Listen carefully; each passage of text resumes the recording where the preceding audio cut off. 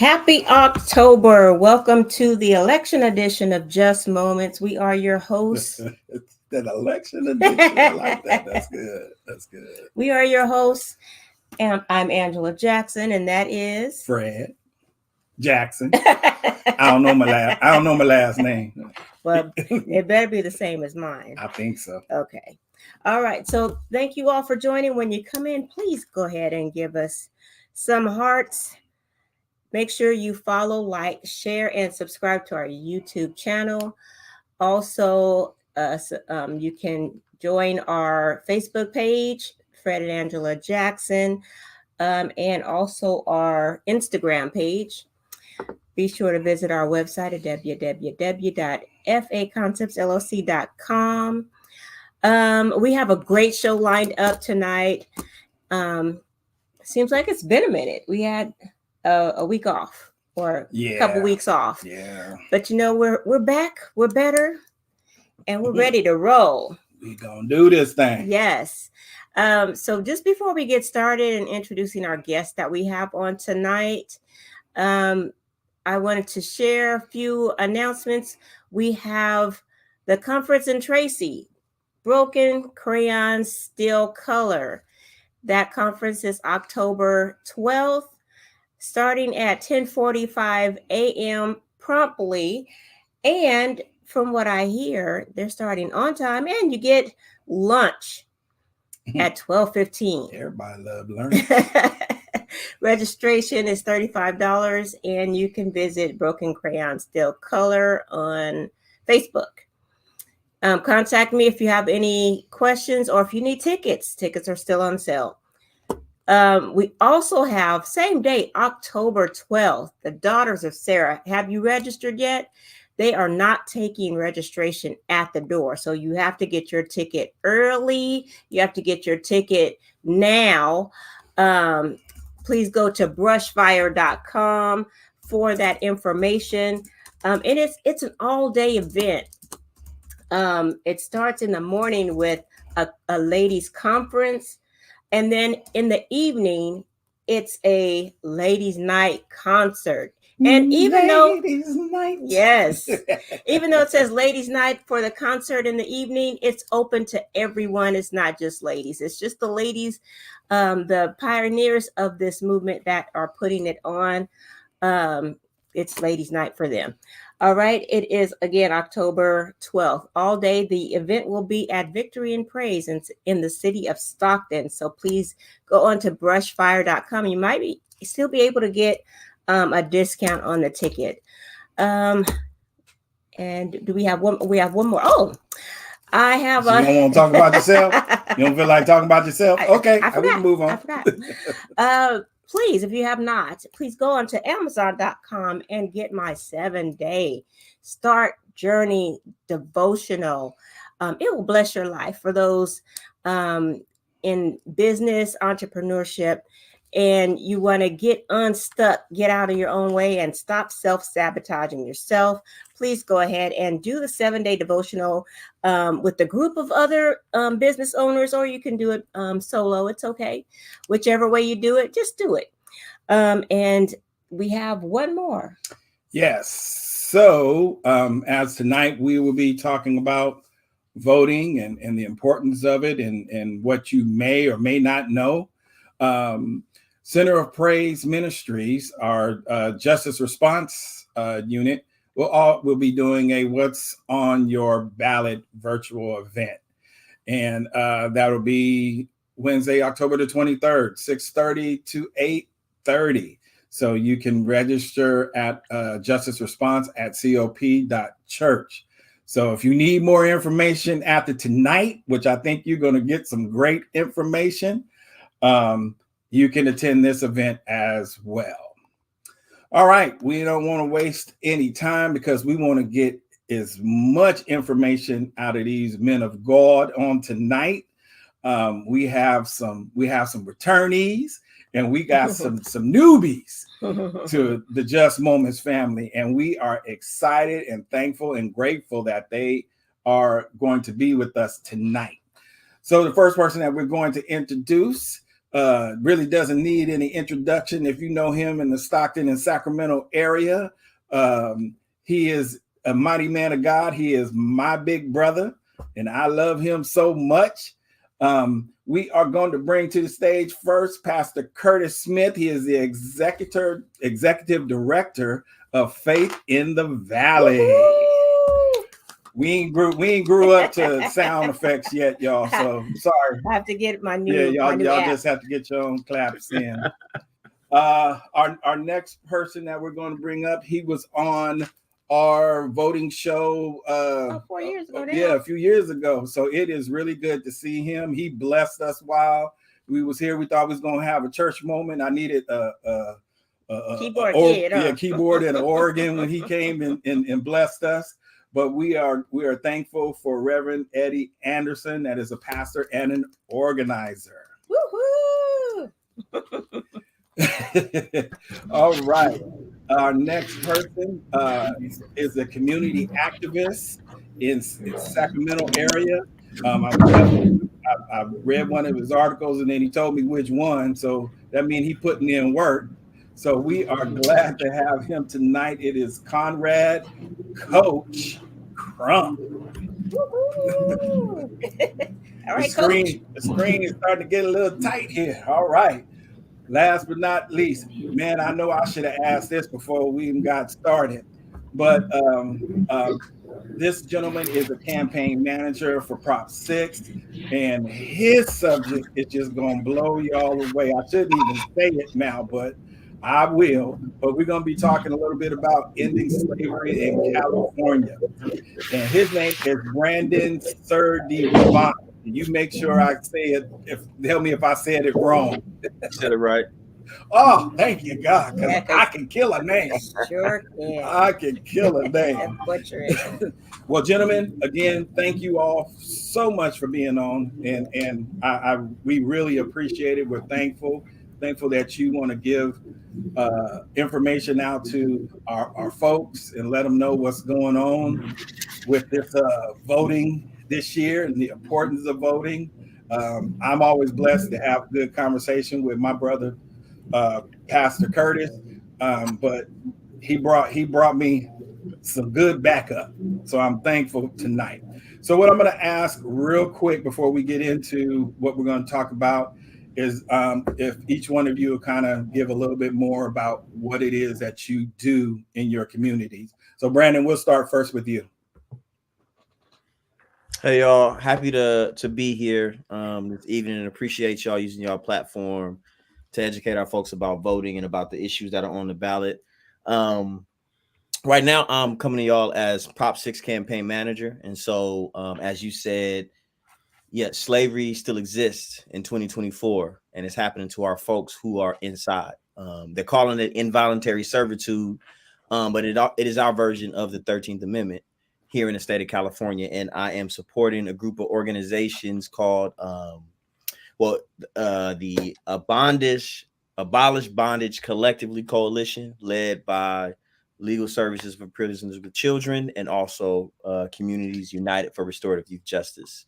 So some folks who are heavy hitting, been doing work for formerly incarcerated and directly impacted families for years. They got it to this far. They got it on the ballot as Proposition 6, and I'm taking it to the next level and supporting them to take it to the next level to win this campaign. But I also come at y'all as an organizer. I've organized for the better part of 2 decades, and that's how I know Pastor Curtis from my faith-based organizing days. So an organizer, also a healer. I'm a somatic practitioner and tap in with folks in a space we call Black Men Maroon Space, where we do deep transformation for Black men and take them on a transformational journey back to Ghana. So I'm kind of wearing a few hats, but in here to talk about voting today. Okay. I like the Ghana idea. That sounds amazing. All right. Thank you, Brandon. Appreciate you, bro.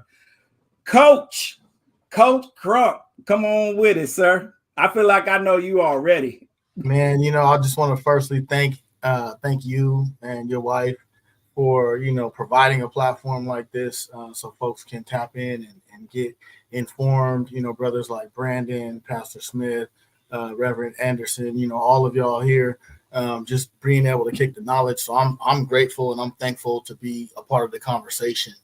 So thank you for having me. With that being said, I am representing the city of Sacramento. I put SAC on my back. I wear 916 on my chest proudly.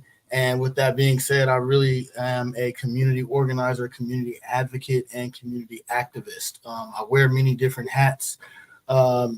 Specifically Racial Equity Council, where we work to reduce racial disparities across the city of Sacramento. We're currently working on a resolution.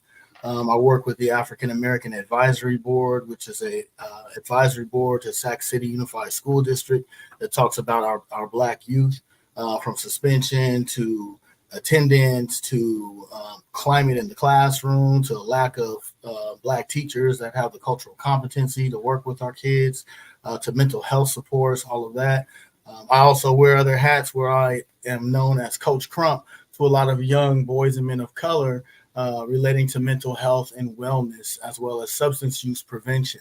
There's a program called Brother Be Well, where we tap in with a lot of young brothers, and you can check out their website, brotherbewell.com, where we tap in with a lot of young brothers across the nation and help them, provide them with mental health support, clinicians, as well as youth counselors and supporters such as myself. So today, being that I've worked in the legislature at the state capitol for over a decade, I've worked in philanthropy. I was the guy giving out grants to underserved communities and nonprofits, using a racial equity lens in the work and administration of those grants, whether writing them or approving them, and also working as a lobbyist. I have a lot of different experience that I bring, and being that, I'm born and raised in Sac, and all political roads lead to Sacramento when it comes to statewide policy. I understand that the state capitol is really a place where people can have those conversations that can be supported or opposed. So I'm just here to try to add to the conversation today. So thank y'all for having me. Yeah, thank you again. Thank you again, man, for being here. And that we'll introduce brother. Everybody know him, but I'm really excited when I heard that he wanted to come back. I was like, shoot, I need to go find me some sound. So just in case he started preaching, right, I'll be ready. But Pastor Reverend Eddie Anderson, introduce yourself to the people that may have missed last time. It's so good to be back with you all, the Jacksons, and thank you for doing this show. Thank you, Pastor Curtis, also for linking me in. I'm Pastor Eddie. I'm the senior pastor of a church called McCarty Moore Christian Church in the city of Los Angeles. And I, for the last over a decade, have been an organizer with PICO, helped lead the Public campaign across the state of California, and founded Clergy for Black Lives as well. I've been able to serve on many boards and commissions, most of all just serve the people of God, right? And right now, my day job is serving God's people and also running a community development corporation in the city of Los Angeles, where we are building a grocery store, doing workforce development, doing literacy programming in our community as well, and breaking the chains of plantation capitalism in our society. Amen. See, you just feel like you're ready to bring a message. Man. All right. Last but least, not least, I got to bring up my brother, and let me say this to all of Just Moments family. He was very integral in getting these awesome men of God here. So I want to publicly make sure I thank him for the work that he did in working to get this panel here so that we would have an amazing conversation. So Pastor Dr. Reverend CL. He going by CL now. Okay. Smith. He graduated. Yeah. Why don't you tell the folks that don't know you? I don't know who don't know you that probably don't follow this show, but go and tell them about yourself. Well, first of all, I want to say thank you, my brother and sister, for what you're doing and for having this platform for us to be able to come on. I can't help but just be in a place of gratefulness right now as I look at the screen and thank God for allowing the paths of all of these brothers, and likewise, all of us have been intricate in my life, in some form and fashion. And so I'm just thankful to be in the space and to have the relationships. Some people base wealth upon monetary, capital. I say, but I base it a lot on relational capital. And what I see right here is investments. And basically, I'm able to withdraw from these great wells of knowledge and love, pure Black love and excellence. So I'm grateful of that. My story is I've been involved in faith-based organizing for about 24 years now. I was actually introduced to it in Sacramento, California, as a youth pastor at Genesis Church there. And there was this organization that just kept bugging us, talking about we needed to get involved. However, the time that they were bugging us was not really the impetus of me moving forward. It was looking around the community and dealing with, I should say, the relationships I was building with the youth in Meadowview. It was at the time that I was just coming into ministry, and I was just looking at, their day-to-day lives and finding out how me and my wife were actually taking kids home to our houses because some of the kids, their lights were turned off. They didn't have a place to go. They were bringing in other people from the community. And I was just saying, God, it just has to be more than this. It just has to be more than just the fact of saving souls. It's like the life that they're living. There's something more of that is connected to this. What can we do? And at that time, I was introduced to the idea of organizing, which I found out, like most of us, didn't know what it was until somebody gave it a title. It's like something we were already doing. I mean, I know that's the way that it felt with me. I was already doing that thing, but I didn't know exactly what to do, and I got trained a little bit more. So Sacramento was the start. Long story short is I ended up back in my hometown of Stockton, California, and I went looking for basically who's doing this work, because I found out that my family were actually they were, I want to say affected, but they were infected by the system that was here. I was, as my travels, I was afforded the opportunities to leave Stockton, California, because my father was in the military. My siblings didn't have that same opportunity. And out of 5 of my siblings, myself and my sister, we're the only ones who left, and we're the only ones alive.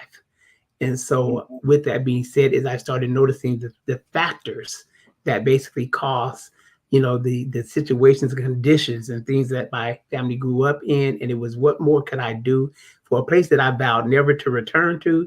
It was like, no, with everything that God placed inside of me and everything that he basically expanded my mindset and learning, to go back and be a part of the change and do something about, what it is. And if I could just help, somebody, how they say, if I could just help somebody, along the way, we would go. So I eventually became on staff with the organization in 2016, and now worked my way to being the executive director of Faith in the Valley, which actually covers 5 counties within the Central Valley: San Joaquin County, Stanislaus County, Merced County, Fresno County, and Kern County.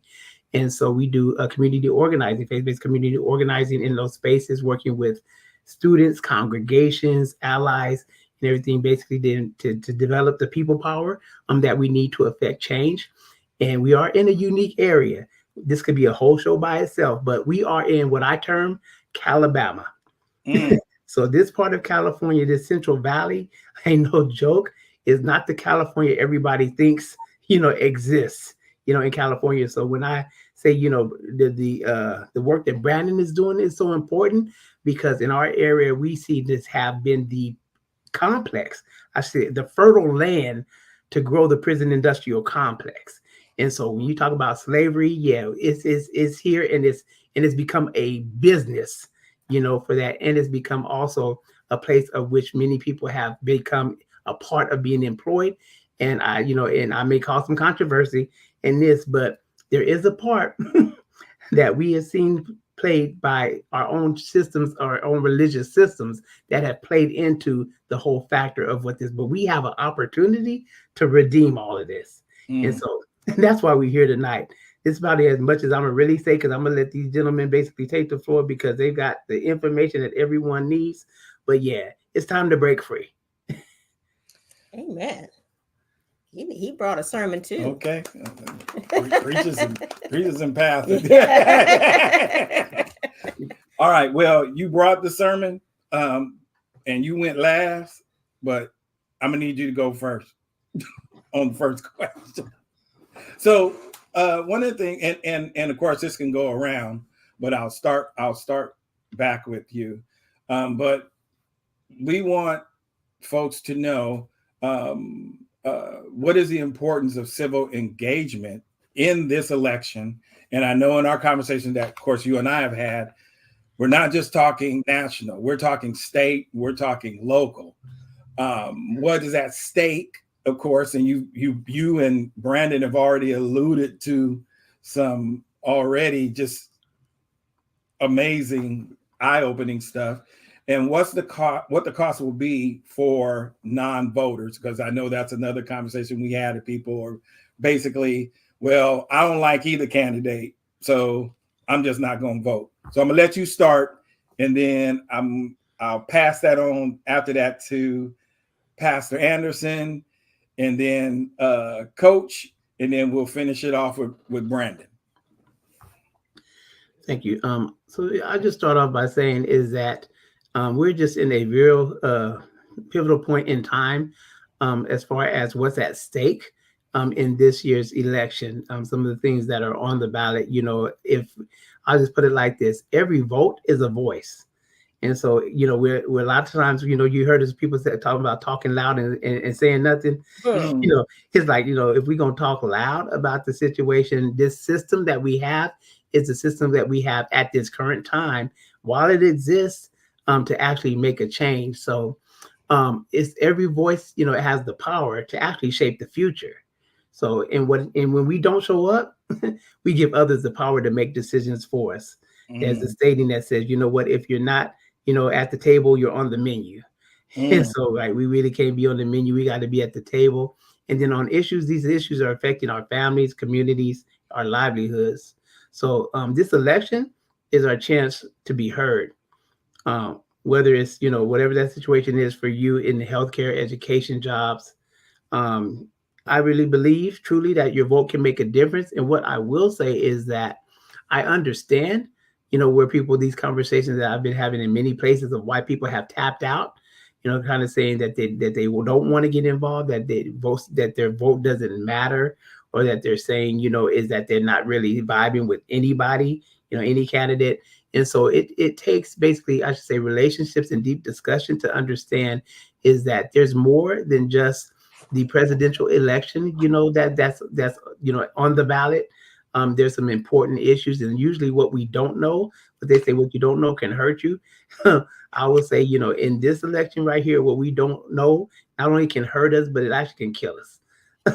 I'll go as far as that to say that is that important, I feel. So even if you never voted before, or even if you feel like it doesn't matter, showing up is a step forward towards the change that we want to see.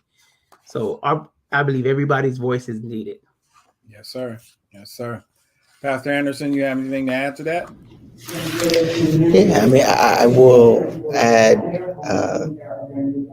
because this is a faith-based audience, and I'm a pastor, I would say Timothy tells us that we ought to pray for our leaders, that we ought to make intercession for our leaders. And I will remind you that your vote is a prayer.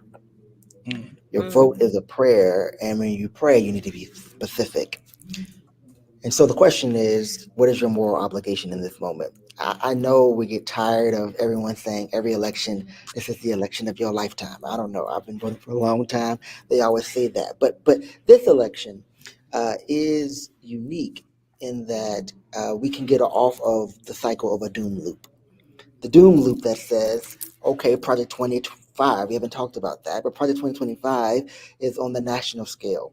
And on that Project 2025, it says that it wants to make sure that people who are woke, people, librarians and teachers who are woke can go to jail. It says that education department should be disbanded, that we used to have a heat wave in California, but we want to get rid of the EPA.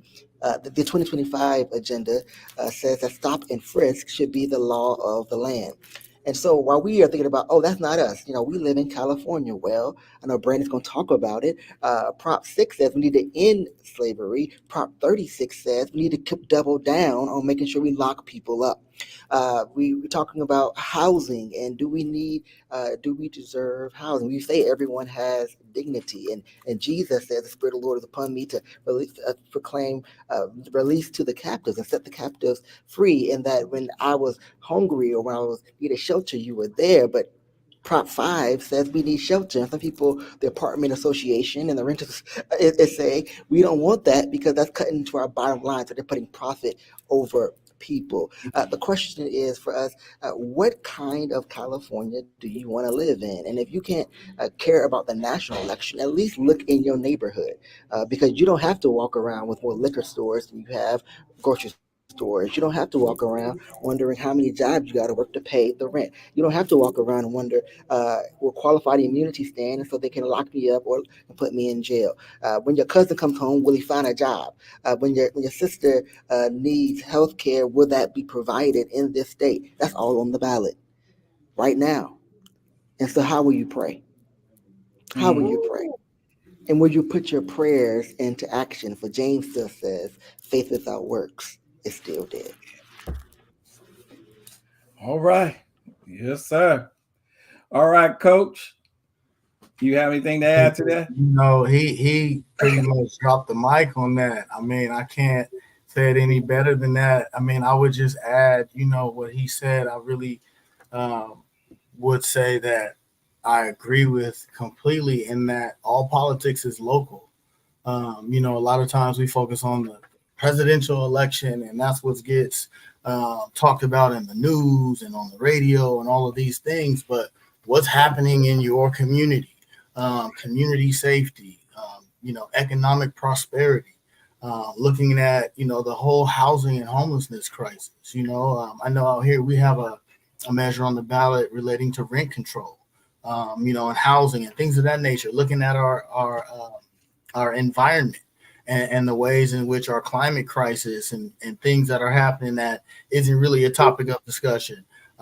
Also, things like this new wave of AI and how, artificial intelligence is really taking a wave, and how can we be responsible in that? I mean, there's so many different things that we can discuss and get involved with in our local community to be able to start to then outwardly make those changes. But I feel that it starts with you on the inside as an individual, with your relationship with, God, and then in your home, and then in your community, and then moving outwardly into your city, into your county, into your state, and then across the nation. But what he said was absolutely 100. I agree completely. So I'll keep it brief, but those are some of the things that come up for me, because I know in Sacramento, we're having those conversations about, some of the things that I mentioned, as well as incarceration, with the over policing and so on and so forth, and as well with Prop 6, which I'm sure Brandon will get into. But these are some of the things and conversations that folks should be having in their communities, as they think about their prayers and their votes. So yeah, he said he didn't have nothing to say. All right. Sounded pretty good to me, right? All right, Brandon, we'll let you finish this off. Yeah. Second in everything, or fourth in this case, everything that everybody just said before me. I think one of the things that I've struggled with a little bit is being out there and seeing folks who are a little bit apathetic with the election, just because of the amount of life that is happening. We're witnessing stuff still happening in the Middle East, right? Like escalating, if you will. Our communities have, for a lot of folks, don't feel safer than they did 4 years ago, 8 years ago, 12 years ago. Folks we're in some real economic trouble. People are struggling. And so some folks that I'm experiencing are like, why does it matter if I vote? That's actually not going to impact my life. I am like, as we're knocking on doors, as we're on the phones with folks, we're running into that. And to that, I say, like, look, something is powerful when people want to take it away from you. Mm-hmm. And we have a history in this country of like having to fight to vote, having to fight to keep the vote, and fight to keep it again and again. If you look at some of what's happening now in North Carolina and Texas, they're like scrubbing people from the rolls, trying to make sure we can't vote. So it's absolutely important in that case that we vote, because so many, in addition to all the issues, just straight up resources are on the line. When we don't vote, we forfeit our right to say this is how our money should be spent, money that we pay taxes into. That's the first thing. I think there are some major differences at the top of the ticket. I don't want to go super deep, but I think we got to start having conversations. I thank you, Pastor, for bringing up Project 2025. It ain't the same. We talking about we can use any sort of dystopian movie. Like that is where some folks want to take us to, where we don't have rights. And I'll leave it there. And locally, specifically, there's an opportunity on the ballot right now with Prop 6. I would say, I think all the ballot initiatives. Thank you, Coach Crump, for that. Like, there's many different opportunities to support the health and wellness of Californians, but there's also something special about a historic opportunity to continue the legacy of our ancestors with Proposition 6. Like the 13th Amendment was created to say we can keep Black people enslaved, right? Just do it by another name, by keeping them incarcerated. And that has been all over the place. It's been in most of the constitutions in our state constitutions in our country, and it still exists right now today. So right now, if you are formerly incarcerated, if you are currently incarcerated, they can make you work. And some folks be like, well, people, ain't that the whole reason they should be in there, should be punished? They made a mistake. First of all, we need to reframe that. Actually, folks make mistakes and we need rehabilitation, because 95% of the folks who are inside, they're going to come home. They're going to come home. And so they can come home actually rehabilitated, or they can come home at having pushed the broom around for a while and not actually dealt with the issues, whether it was anger management courses or substance abuse issues or victim impact. There's so many different ways that folks want to actually get support, but they're forced to labor instead. Mm-hmm. Proposition 6 changes Article 1, Section 6 of our Constitution. Instead of saying involuntary servitude is illegal except for punishment as a crime, it says it's illegal. It's prohibited. And that changes everything, because now folks actually have the opportunity to focus on rehabilitation. Do you know how, like, our recidivism rate is off the chain? We spend $134,000 per year on somebody who's incarcerated. We could be doing so much more with our resources if we stop this revolving door. And that first starts with the conversation about rehabilitation, giving folks the right to say, actually, instead of doing this work, I want to focus on being better for my child when I get home, for my partner when I get home, for my community when I get home. I want to take education classes. Instead, I will say this, and then I will close up. The larger issue also is they're not allowing folks to do it and punishing them instead. So if I choose, right, I choose to say, you know what, I actually really have an issue with substance abuse. Fentanyl is real, right? Like the drug overdose crisis is a thing. It's happening inside too. Somebody says, I want to focus on AA and NA. That class is happening at the same time as I'm supposed to work. If I say, you know what, I'm going to go focus on this, they can take my phone calls away. They can take my access to seeing my children. They can extend my sentence in prison, right? They can do so many things to coerce you to work rather than work on yourself. And we know that helps nothing but corporations and the state ultimately. So we got to change it, and we got an opportunity with Prop 6. Wow. I see your finger, Pastor Anderson. Did you want to add something to that? I just want to say on Prop 6, I think Brandon knocked up the park, but I just want to help people. The cold part about Prop 6 is this: when people are incarcerated and they are working jobs, they are learning real skills, right? So when people come back to church, they've learned how to do cleaning, they learn how to do maintenance, they learn how to be riveters, they learn how to do firework. None of that counts the minute you go back to society.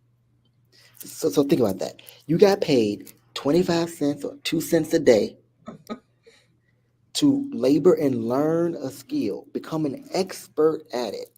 And then when you go home, they tell you none of that matters because you're a slave. Like think through that, because then sometimes I hear people talk Prop 6. They're like, oh well, someone was locked up, and it's like, yeah, your cousin was locked up. It came out. They don't know how to do nothing. Actually, your cousin may know how to do more than you, right? But they can't actualize those skills because it does not count for actually getting jobs outside of the prison. So that's why it's slavery. Okay. Wow. Okay. Whew. Wow. That's tough.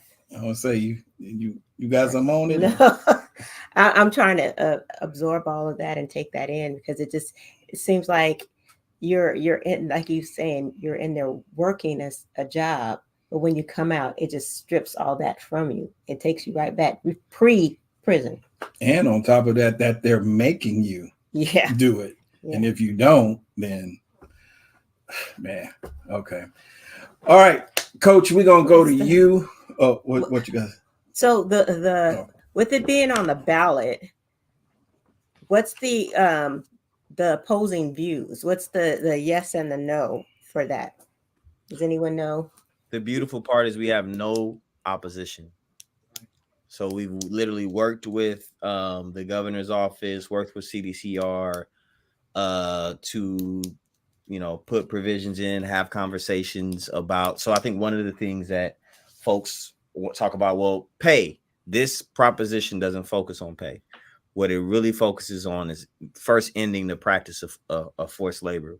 We need to have a bunch of conversations after this, but the first thing we need to do is just end slavery in the first place. That sets the foundation for a bunch of stuff going forward. So on this topic, there is actually, if you look it up, there's no opposition, not one formalized. When you look up Ballotpedia or whatnot, it'll say yes or no. There's no opposition on this, which is interesting. If I could go a little bit more, we don't the polls. Yeah, we're struggling with the polls. If I'm being honest with y'all, you would think that it's a slam dunk, but the way the title and summary is written, it talks specifically about involuntary servitude and forced labor, not slavery. So calling it that gives folks the mindset, and to Pastor's point, like there's kind of this mindset that, well, if you incarcerated, you deserve it, and also like you probably don't got no skills, like all of those kind of things. And that narrative, I think the public safety narrative we have right now in general is hurting us from getting to ending slavery. And so we actually need support from the pastors here, from folks of faith in particular, to bring the moral voice to this, to saying like, nah, actually slavery, it is slavery and it is wrong. And we actually have to vote about it, but get other folks to vote to say yes. Mm-hmm. Yeah. Okay. Wow. Well, we're gonna be talking a little bit more about this in our time, and we'll probably end right back up into it with this question. But since Coach is in the Sacramento area, I wanted to find out from you, and you kind of said some things already, but what should voters in this area be aware of on the county ballot? Yeah. Well, thank you, Brandon. I will say, just to add really quickly before I go into the local stuff, the California Legislative Black Caucus is actually really in support of Prop 6 and as a part of the whole reparations conversation, which is a whole nother Fred and Angela show. We're gonna have to have that conversation. Yeah, I got somebody in the wings I'm trying to lock down for that. Yeah, and I would be happy to come back if you will have me to have that conversation with y'all. But that's a piece of it. So they're in support of that as well. But more to your question, when it comes specifically to local. Some of the things that we're looking at, right now, I would say it would obviously be Prop 6, Prop 32, raising the minimum wage, from $17 an hour from where it is now to immediately $17 an hour. And then on January 1, 2025 to $18 an hour. Mm-hmm. So I know that can certainly help a lot of folks locally who are working, and, some students who may be going to school, making minimum wage, trying to pay rent and gas and everything else that's high and that has increased. Try to just, look at the economics of that. In addition to that, there's a rent control measure as well locally. We're looking at, trying to repeal the, I believe it's the Costa-Hawkins Act. So looking at that, looking at how that impacts local voters as well. And just generally speaking, locally in the city of Sacramento, we're having a pretty intense mayoral race right now. Our sister, her name is Dr. Flo Kofer. She is running for mayor. She's not taking any corporate money. She's not using former election money, to raise, I guess you could say, funds. This is her coming from being a public health expert and really looking at prevention in a number of different areas. And she's running against a current assembly member and former city council member by the name of Kevin McCarty. So that will be an interesting race as well. You can definitely check out both of their websites, floatformayor.com and I believe kevinmccarty.com, where you can find information on that. Right now, I kind of alluded to this, City of Sacramento is currently focusing on racial equity. So with the Racial Equity Council that I'm a member of, we're looking at a SCORE initiative, and SCORE is an acronym, Sacramento Centered on Racial Equity, where it really focuses on just all of the ways in which we, have identified, the ways in which community members experience racism, structural racism, looking at law enforcement and justice, looking at our community from healthcare, mental health care, elder care, folks who might be disabled, looking at the institutions, our schools, so on and so forth, and looking at how those institutions need to be held accountable. Look at who are the decision makers in those spaces and what those faces look like. Are they representative of the community? And who gets to tell our story, right? And with that, this is comprised of Black, Latino, Asian American, Hmong. We've got some Jewish brothers and sisters in there, just across the gamut. It's about 17 of us. And with that, we are really focusing on just really getting into connection with local residents and talking about telling their story, their neighborhoods, getting that neighborhood voice. I think that's really important. And in the interest of time, I'm trying to be real quick and talk about a couple different things. Another thing that's happening in Sacramento is a basic income program that just recently opened, I believe, September 30th, and they will close October 13th. And basically, the basic income program is an income program for Sacramento County residents who meet a certain income threshold, and you have to live in specific zip codes in order to be eligible. And with that, it's a check for $725 a month, no questions asked, just to help with basic needs, rent, food, transportation, so on and so forth. The zip codes, I believe, 95815. Essentially, it's the north area of Sacramento, Del Paso Heights, and then South Sac area.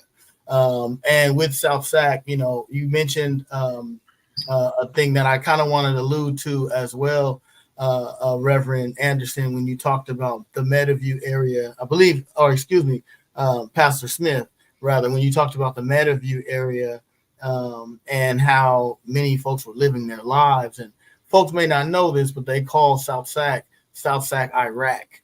A media outlet actually called it South Sac Iraq based off of the number of gun violence incidents that had happened, and it was comparative to Iraq at the time. So with that being said, one of the huge pieces that helped reduce that gun violence was a program that's no longer there that we're trying to get back called Advanced Peace, where the city of Sacramento saw no youth homicides for a period of 2 years. It was a huge program where we connected with folks who were in the life and connected to a number of different, I would say, a culture that may not be welcome, or a culture that is, frowned upon by city officials and so on and so forth, but a culture that I would say our community, this community, folks in this space would wrap our arms around and love and welcome them to, improve and help and better themselves. And that's what the Advanced Peace program was, and it actually worked. But the city of Sacramento scrapped the funding, and the program went away. And as the program went away, increasing gun violence went up. So there are a number of different things that are happening in the city of Sacramento. School board right now, I'm, like I said, a part of the African American Advisory Board.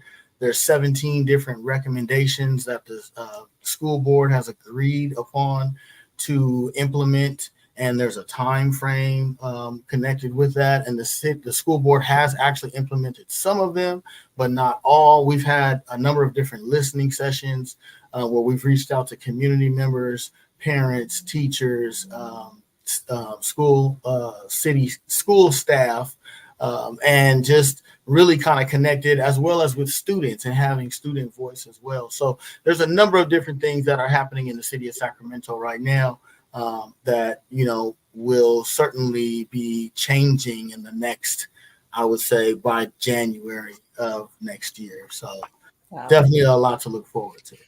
Yeah. And I'm not sure if I caught it, because you did say a lot. There was a lot going on, and that's good. But being that we both work downtown, something that I see most of the time coming in is a lot of homelessness. So was there any bills as far as the county? Well, I know the states got, and we'll get into that, but is there anything that the county is doing? Well, so what I found that's interesting, the city of Sacramento and the mayor has taken an approach that has not been welcomed by community residents. They're basically all of these places like Camp Resolution and so on and so forth, where folks were able to be. The mayor and others have essentially swept them up. And the problem is that they're telling folks where they cannot be, but not telling folks where they can be. Where folks can go to charge their phone, where folks can go to use the bathroom when it's hot outside, where folks can go just to be a little bit under the shade, or when it's cold to get inside for refuge. So there's a number of different things that are happening, different community groups that are working towards really lobbying and advocating towards really trying to change some of those outcomes. But what I found is really interesting is that the city of Sacramento and the county of Sacramento are not in cahoots with one another. They haven't taken that collaborative approach. They both have different ways in which they want to address the issue. So what we're hoping to do is have that collaborative conversation and work with the county, and in hopes that the county will work with the city and the city work with them while they're working with us as community residents to try to see what we can do to tackle this issue. Right. Appreciate it. And I bring it up because, like I said, I know if I went to Pastor Anderson, I'm sure he could speak to this in the LA area, but it's being those things that you see every day, and you're wondering, and I've heard of some of the programs that you're talking about, but where is this process? Because what I'll see is a group here one day or a couple of days, I go the same way, and then they'll sweep them out, and then eventually they'll come back in. But what are they doing to help them that they don't have to do that? And to hear what you're saying, that the county and the city are kind of not working together. Are you really truly wanting to solve the problem, or is there some financial gain if you don't? So did you want to add anything to that? No, not right now. Okay. Pastor Smith, for our people down in the Stockton area. As you know, we do reach worldwide, but we focusing on the region right now. But Pastor Anderson, if you got something for us that's going down in LA that we need to know, maybe some people on here that are listening from LA that might need to know. But I'm gonna start with Pastor Smith on what's going on the ballots in San Joaquin County.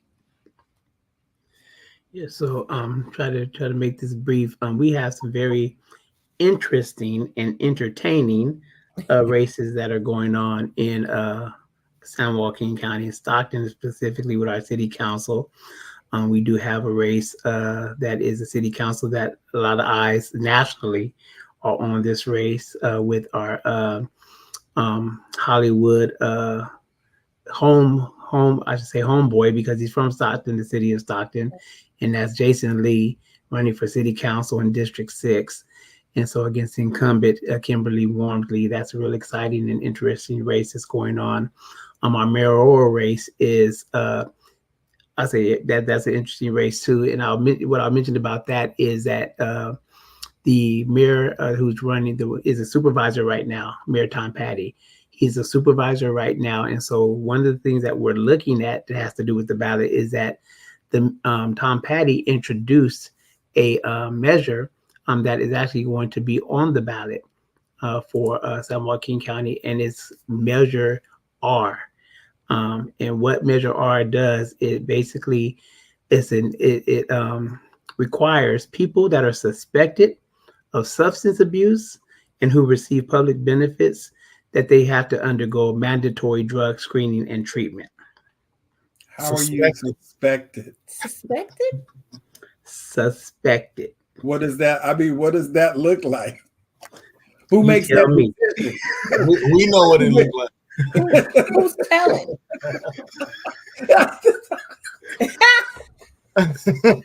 We know what it looks like. Go on, man. Go on. How does that work? So with that being said, is that and what I'll lift up about that is that, again, this is what we see as a punitive approach, to a narrative that's saying this is something where they're refusing drug treatment. So the suspect would need to go through testing, and if tested, positive for a substance abuse, instead they would be forced into treatment in order to continue to receive their benefits.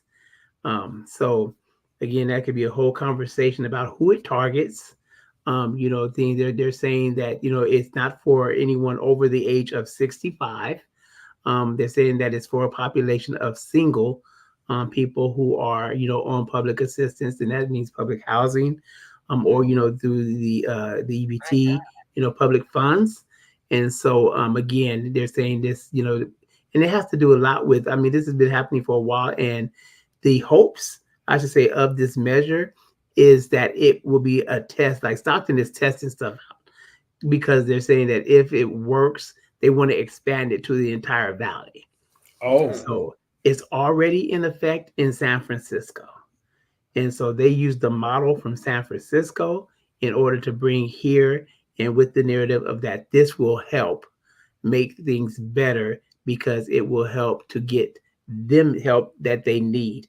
But again, no one believes that addiction, if you are, addiction, this is a medical health issue, public health issue. This is not something, again, that you punish, somebody for. If you better get better, you deal with the issue. And so, so I'm just saying, we know we've done math, right? So I'm saying that 1 + 1 = 2. So if one person's running for mayor that introduced this measure, then that equals, if this person is going to be in office, what type of things are we looking at? So measure R is the measure. And I would just encourage people to go online and look at, look it up, look up Measure R through the San Joaquin government organization, sjgov.org, and read about it. get more information so you can form your opinion. But again, in a collective, I should say, spaces that we've talked about this, is that we don't quite see this as a solution, to what may be an addiction problem. So why do you punish someone and they're on assistance for a reason, right?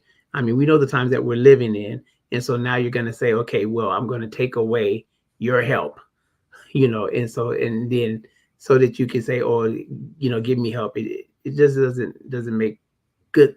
My dad used to say, don't even make good nonsense. Right. Do the statistics that they have in Frisco prove that this is something to try, or is just, hey, they're doing it, let's see what it's like? Because it just, like you said, it made no sense. So I wouldn't say that the statistics is something that they have lifted up to say that it works.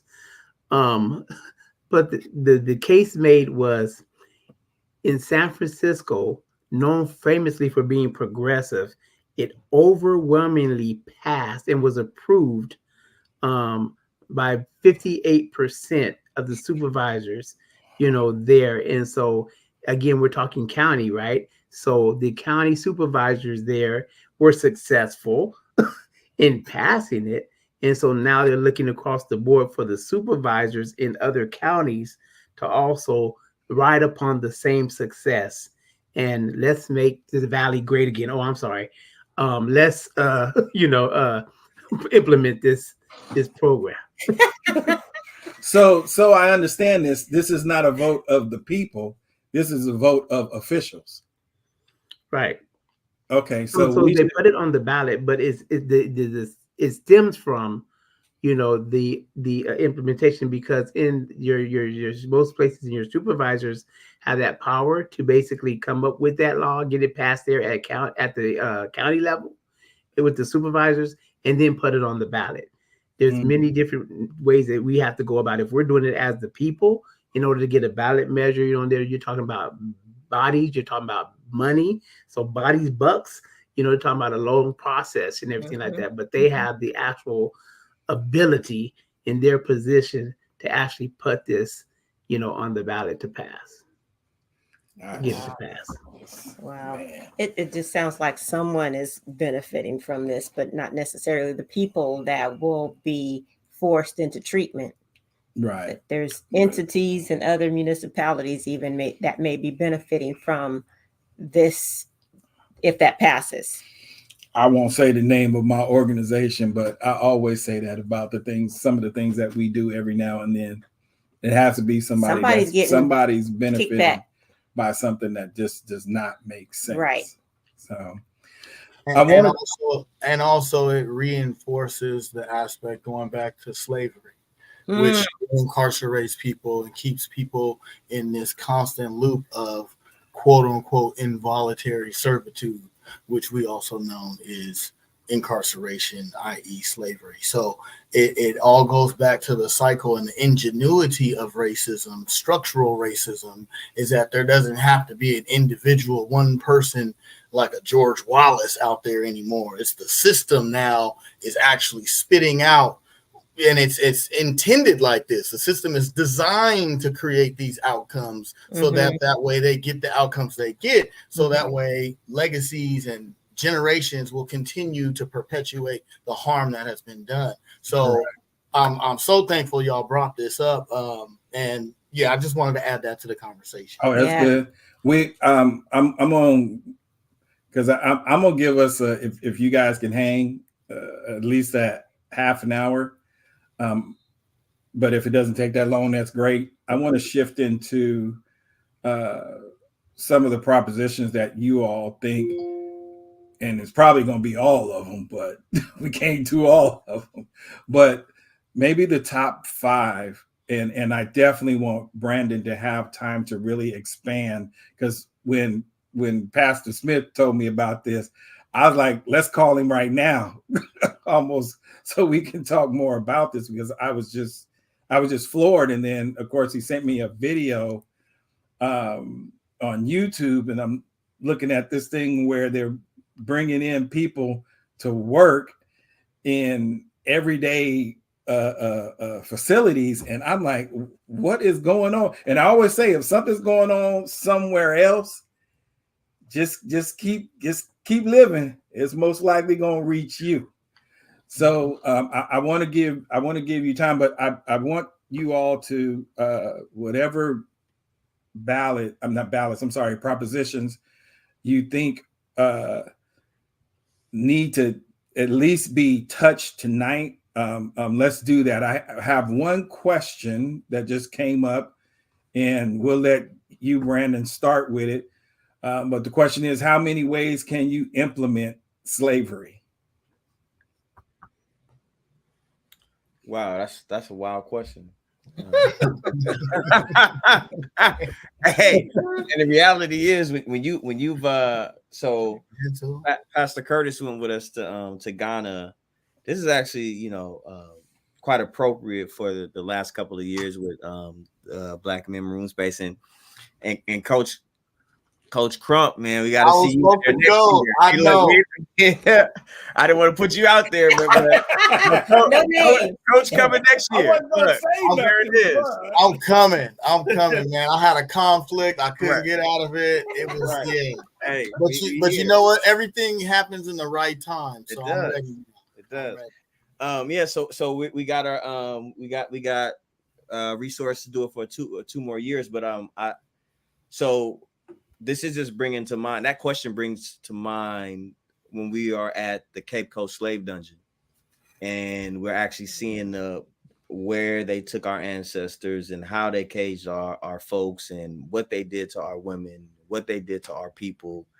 And then you trace back it was a system. The way we have county jails and prisons and transportation and work, like they did the same, like it is mirrored off of our experience back in Cape Coast, Ghana. So when I think about Proposition 6, I think about it as an opportunity for us to tap in and reconnect with our ancestors, to be completely honest with you. It's like a fight that we have to take on and transform. The reality is, I'll say it again, right in our Constitution right now, right? The 13th Amendment, we all know the history behind that. I hope if you haven't watched that documentary, is it Ava DuVernay? That it is a beautiful explanation of like how the South and they made this great compromise to keep us as slaves, right? And to this day, right, like our people in California still experience that. For us, it's not the 13th Amendment. It's called Article 1, Section 6. It is a loophole that still allows people inside to be forced into labor. And it does actually impact both, I would say, corporations. Less corporations, to be honest with you, though. If I'm keep it a bean. Your Target, your Walmart, like they used to, they got hip to it, so not anymore. But it does, that labor does impact fires. That labor does impact, desks and chairs and clothes and all of that we actually use in our school system and in the prison. It does come from that labor. And so it is still slavery by another name.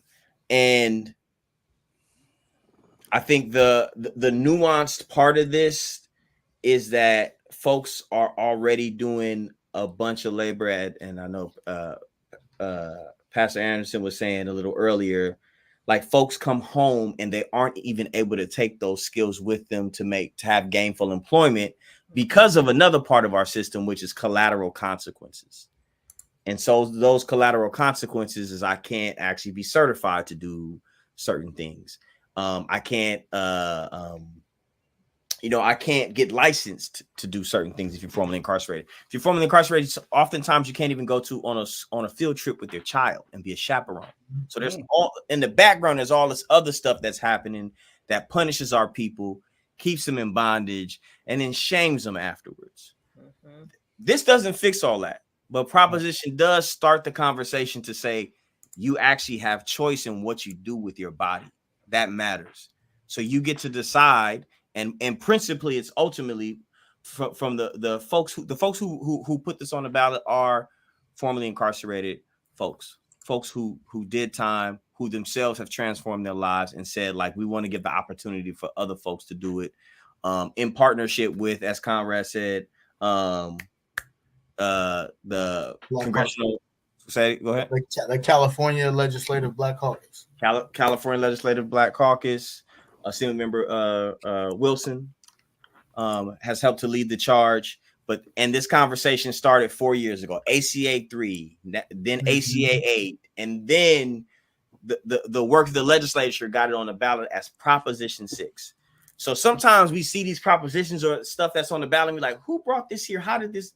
This got here from community members, folks you probably actually know are tapped in with some kind of way, connected to your church. Like, they are the people who brought this forward and got this on the ballot. It is a really community-led effort. And the other thing I'll say is, this coalition of folks are the one out spreading the word. So you got folks in LA, in the Bay, in SAC, who are moving towards a day of action on October 8th to get the word out about Proposition 6. Why is that important? Pastor VIP already got his mail-in ballot, but most of us are going to be getting our mail-in ballots October 7th through October 12th.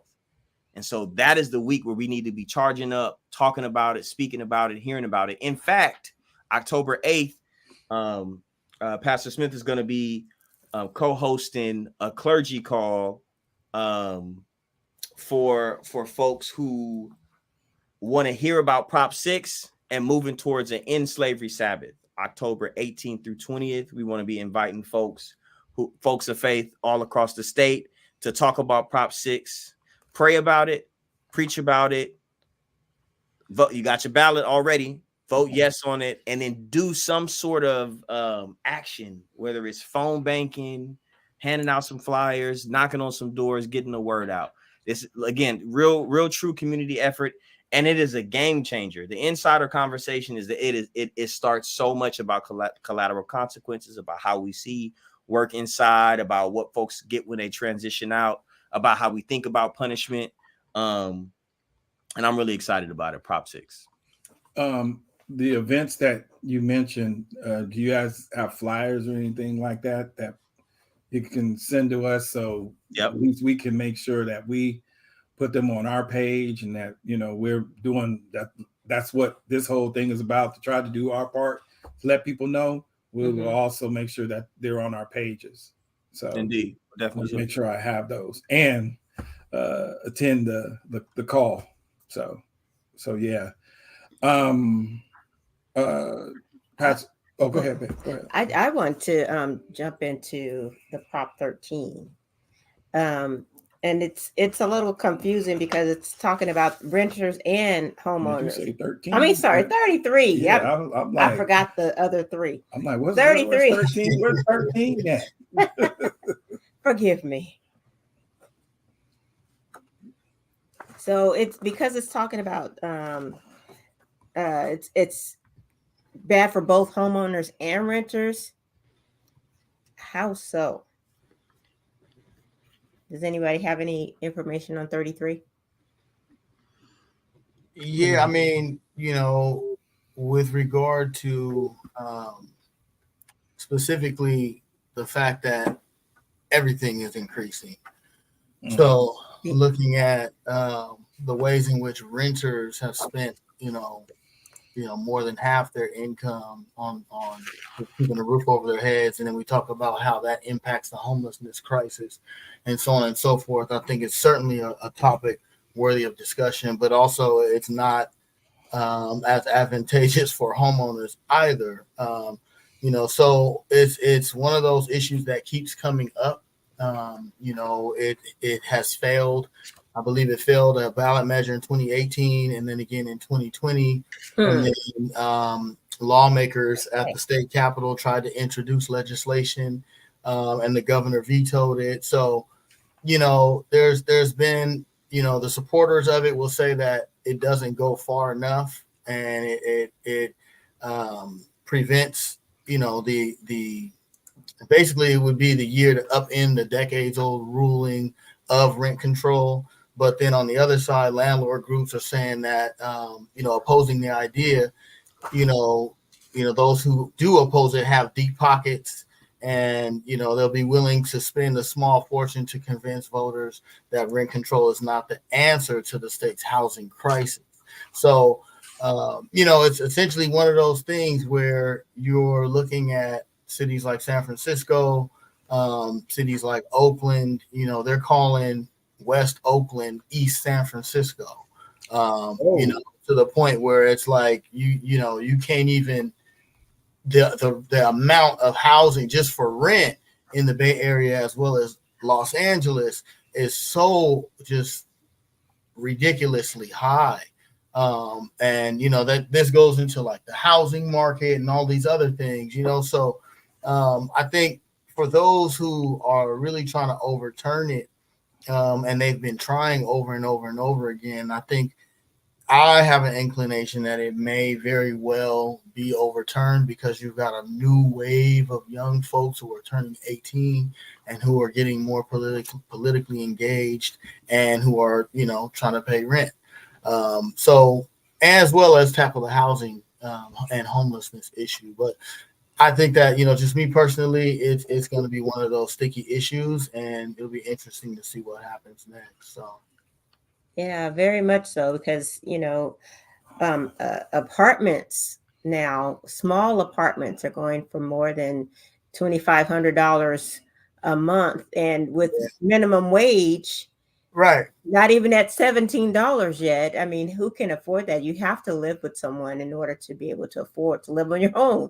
Yeah, and someone asked both of them people just to live. Right. Yeah, someone asked in the comments again, how many ways can you implement slavery? There's economic slavery, right? There's obviously physical slavery, there's mental slavery, there's economic slavery as well, where it's going to keep you in this cycle of getting up, going to work, putting 10 hours to make minimum wage, which might be $17 an hour, and then you got to have roommates and all types of other stuff happening in your house just to keep a roof over your head. And do that for years and years as the body keeps the score when we talk about health and wellness and how that impacts you as you age. These are all things that for us, those of us who are people of color who often are in these lower income jobs and are in situations where we have to have roommates, it certainly impacts our health, so these are conversations that need to continue to happen locally in communities and churches and so on and so forth to figure out ways that we can work to try to tackle the issue. Yeah. I just want to just jump in real quick, on that question too, as far as the slavery. You guys remember that commercial, how many licks does it take to get to the center of a Tootsie-Roll? I'm like, I mean, how many ways, right? I mean, there's so many topics that we can continue to talk on for a long period of time. But when you think about the systems that are set up, and that's Coach Crump was saying, the abuse, that these systems have caused when it comes to stress for our people. And we find ourselves in these systems, even when it seems like, I know Coach Crump talked about, some of the low income, but even for those of us who the system has been okay to allow us to get to certain levels, is there still who feels free in that day-to-day job, even if they're making, a salary? Do you feel that you're getting what you're worth? And how does that impact your mental? Right. Yes. Do you feel respected in that place? How many times has the promotion gone to somebody who's lighter than you? Who's less knowledgeable, than you, that you're well capable, that we are, how brilliant we are as a people, but yet still look, we're still fighting the fights of fairness and equity and affirmative action. Can we have diversity? Can we have that? And without it being co-opted by another group of saying we're still being left, at the bottom. So how many years do you work for a job and still be told how much you can have of that once you finish working half your whole life? And now you can get a piece of it to live the rest of your life. Sure. Wow. Man. Before we go further, I just real quick, I know people were probably like, well, it was 5 boxes. Now it's just 4. Pastor Anderson, he had another engagement that was close. So he let us know that he had to jump off. So we just wanted to let him know we appreciate him coming and doing his quick message and blessing us. And drop the mic. Yeah, and dropped the mic and ran off. We appreciate him. I think one of the other reasons about these propositions, and like I said, y'all just been throwing this stuff out. And she brought up this 33 is Pastor Curtis and I were having a conversation, and we were talking about this actual proposition. And I was saying, there's a commercial that's running where it's a young Black lady, and she's talking against it. And so you're thinking, if you're not thinking and you're not going and looking at what's in here, you're thinking, oh, well, the sister is saying, don't mess with this. And so that's how I'm gonna vote, when I vote that day. Yeah.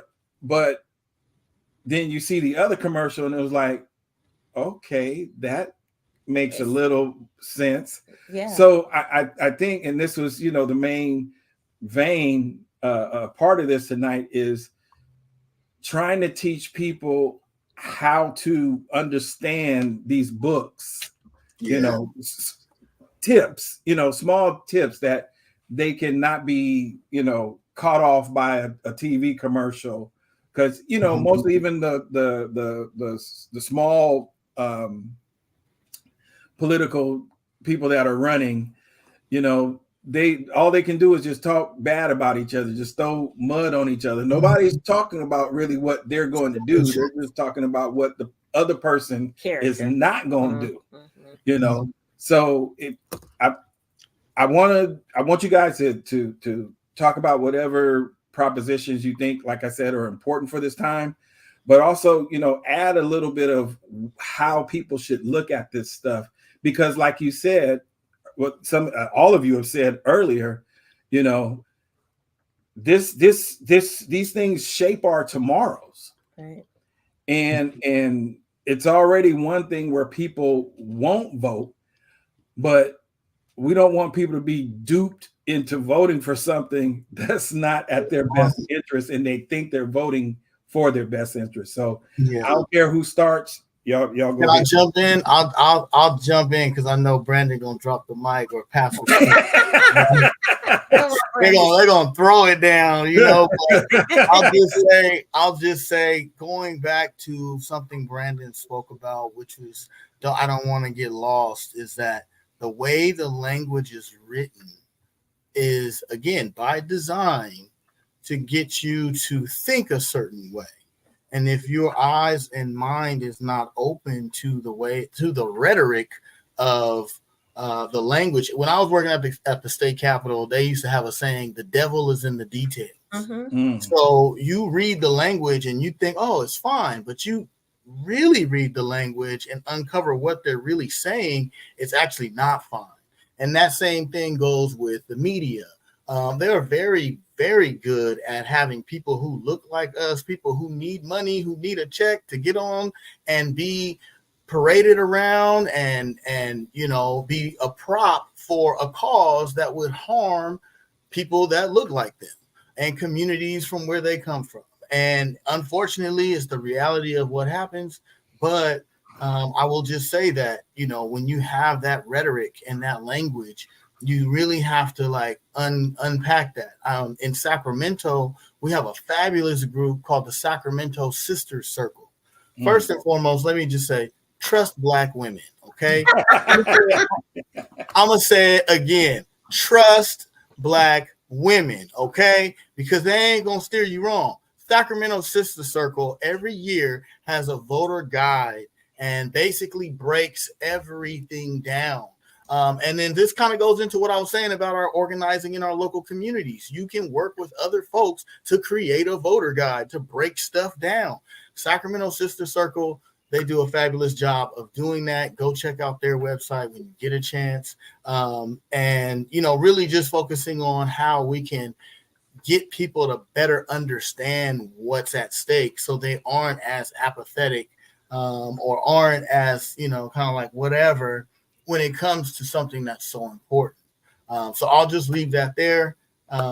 And yeah, I'll pass the mic to whoever wants to take it.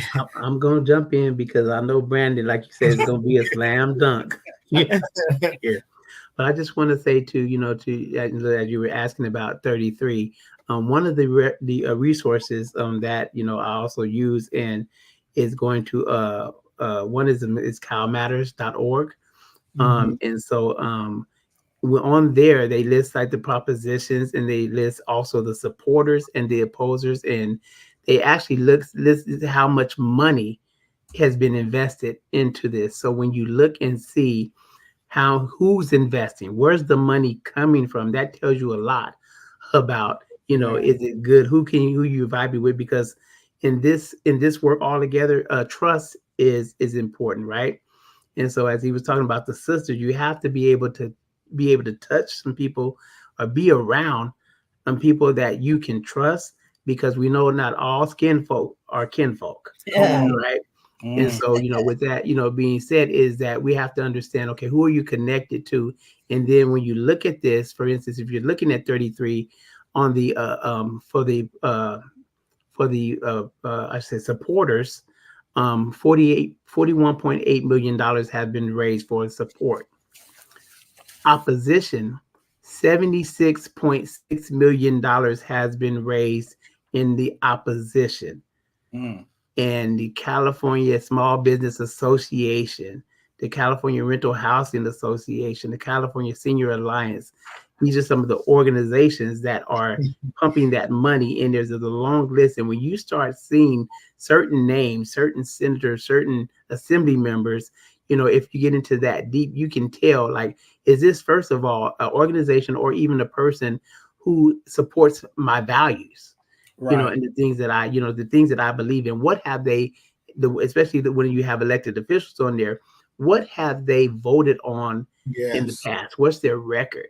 And so this is like a lot of in-depth, diving. And I'm not sure, how many people will take the time to do that, because some people just want to know. I mean, you get phone calls and they just say, what you doing?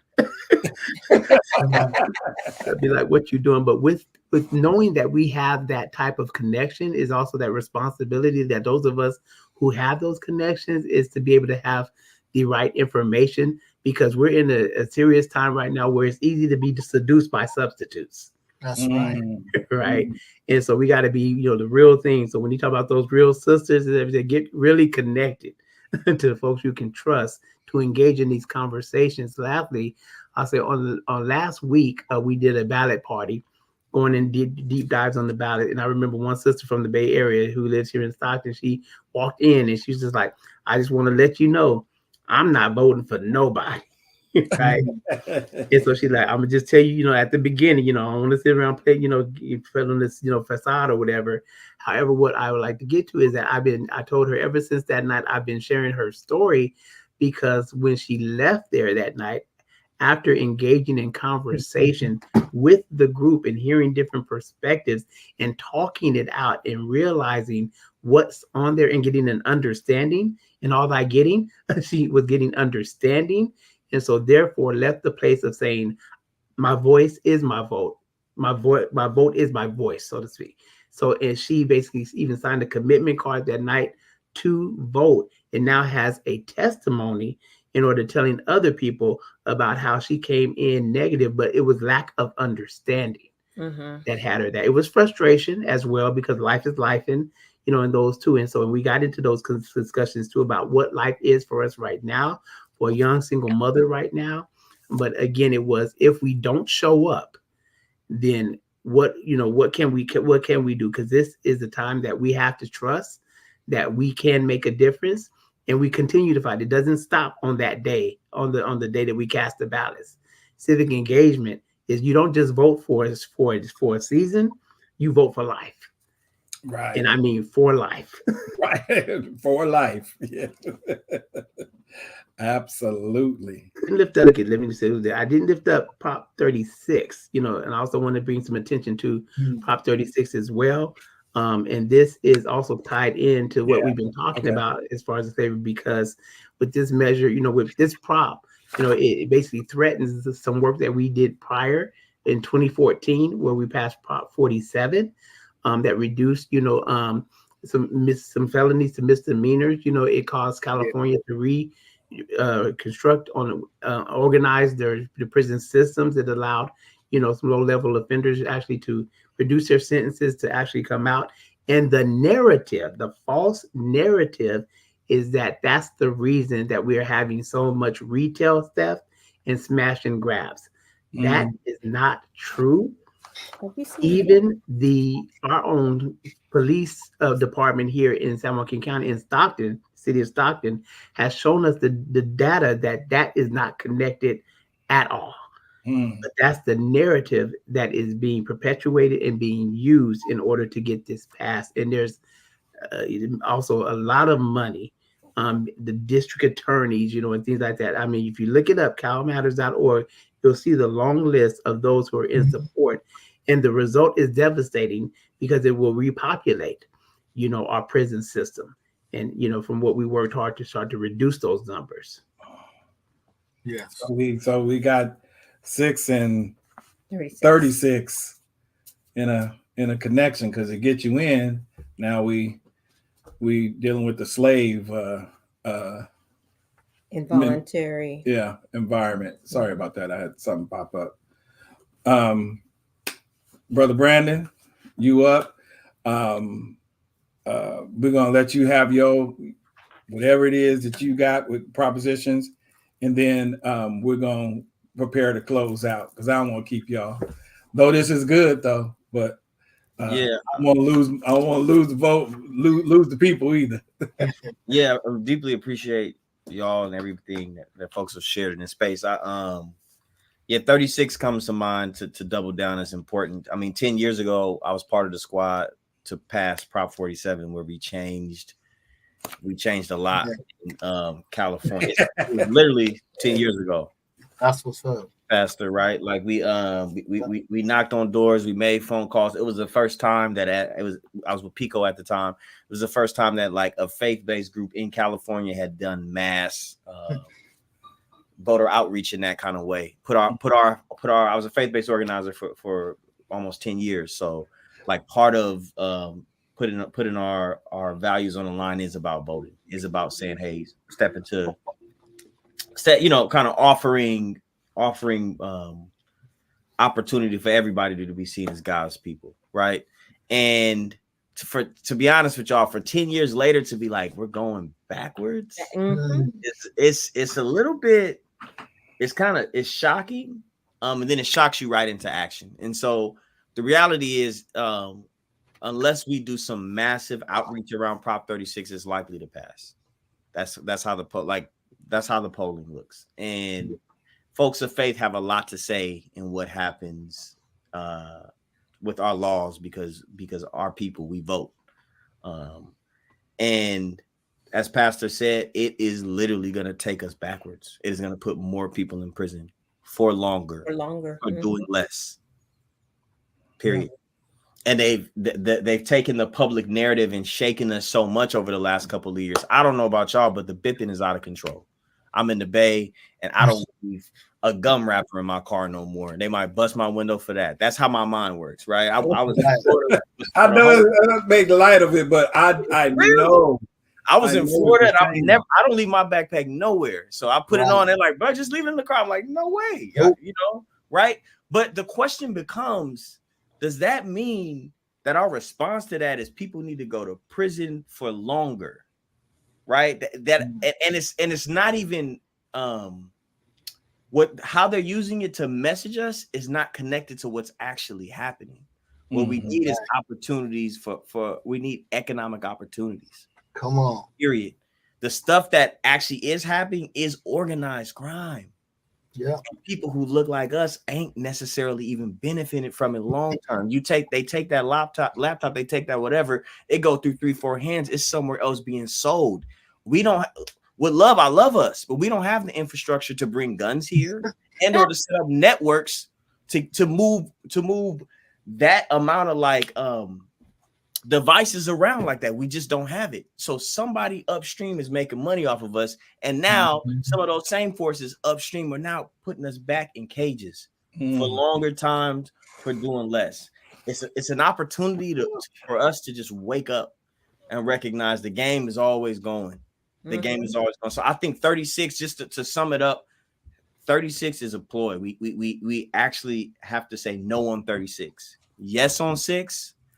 No on 36. Got it.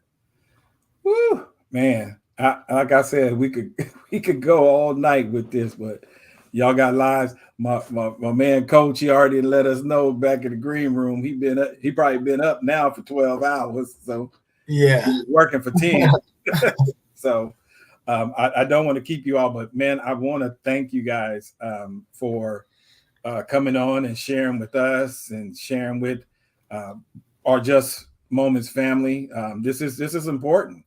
It's, like we said, we understand the national stage is very important, but these things that's happening right here in our own state, in our own cities, they're well as just as important. Right. Because the measure that Pastor Smith talked about, Measure R, that could slide right up here into Sacramento County. yeah. So because like you said, they copied San Francisco, so it isn't like it's an impossible thing to happen.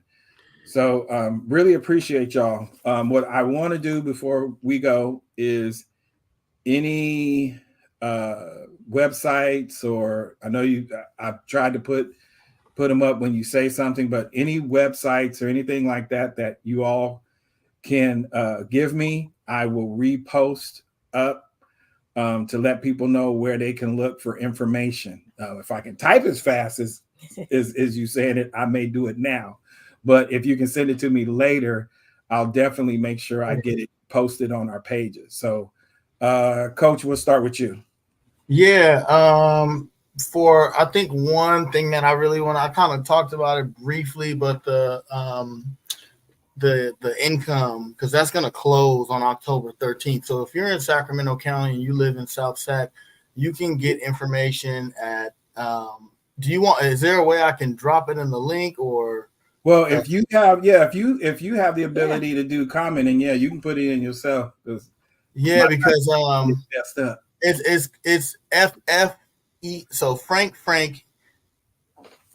Edward Samson Paul.org. So FFESP.org. And that stands for Family First Economic Support Pilot. And it's a countdown timer on the top of the website that says 12 days, 3 hours, 25 minutes, and so many seconds that you can apply. And basically, it's really simple. If you meet the eligibility criteria and you live in certain zip codes, you will be able to be eligible for a check of $725 of extra income every month. So that's one thing I certainly want to be sure to share with you all. Another website is called racialequitysac.org. And that talks about the Racial Equity Alliance and the work we're doing in Sacramento when it comes to racial justice and racial equity. So racialequitysac.org. Oh, I needed that. I needed the org part. Yeah, racialequitysac.org is certainly, I would say. And then for the voter cheat sheet, the voter guide with the Black women, I know it's Sacramento Sister Circle is the name of their group, but their website is called Our Rightful Place. OurRightfulPlace.com. And then you can put /vote, because they got a bunch of other stuff on there when it comes to their sister circle and whatnot. But they have a voter cheat sheet. They have a full voter guide where they break it all down. And then they got like a 1-page voter cheat sheet. So you can look there and find resources to help you maybe make a better informed decision on what some of these ballot measures as well as candidates in Sacramento are doing. And they have their own recommendations. You can go with their recommendation or not. It's up to you. But just so you have a better a way of someone breaking it down a little bit more palatable. So when we talk about that rhetoric and how they wordsmith these words to make it sound a certain way. They really kind of like, pull the veil off of all of that and really help you understand the meat potatoes of everything. So that's what I would say. Those are some of the links that I would highlight for folks if they're in Sacramento and they're interested to learn more. Definitely check it out. All right. Dr. Smith? Yes. So I think you put up something before. I said the cowmatters.org is a good research space for Stockton information. It's sjgov.org, where you can actually go to get more information about registrars, office and some of the county measures. I would say there is that important dates to know is that October 21st is the last day to register to vote. And then I will send you a flyer because we're hosting a candidates forum with all the races on next week. The 8th, the 8th, 10th, and 11th, we will be having forum. And on the 11th, we'll be doing a debate with the city council members. And that will be held at Victory and Praise Church each night at 7:00 here in Stockton. And then the other thing that I put in the comments to put out is called intheexception.com. And that's just a deeper dive to show this fight that has been going on for a while, ever since the proposition, ever since the 13th Amendment, work has been going across the country. And it goes a deeper dive into what's happening in those spaces, letters written by those who have been impacted, by this, this forced labor. But it gives you a context of how this fight has been going on for a long time. And, I said, just want to say at the end too, is that, that on my way out, as they say, on my way out, I just want to say is, don't let anybody fool you. This thing about California is shocking to know it's still there. Uh-oh. Oh, he paused on. Going on when it was happening. It was one of the last ones to do it. It was still happening because of our. Brother? Yeah, you're gonna have to bag up. You froze up for a second. You froze right when you was about to say whatever you said. That's the enemy. Where they at? I said, don't let it fool you that California, it still has this, because California was one of the last free states to abolish slavery. It was still going on even after, the Emancipation Proclamation. There was still evidence that slavery was still existing in the state of California. Mm. Yeah. Wow. All right, Brother Brandon. I did put yours up. I saw you put yours in the private chat. So vote yes. Oh, yes, prop6.com. Yeah. Endorse it. Add your name as an endorsement. We're a real community-led effort.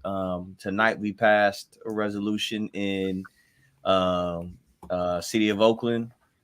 The city council passed a resolution to support Prop 6. We got one that LA Board of Supervisors passed a resolution. We'd love for Stockton, for Sacramento, for as many more of our folks to pass. So you can sign up and get in contact with us if you're willing to do some of that work, and also just endorse yourself. So more, the merrier, as we end slavery in California.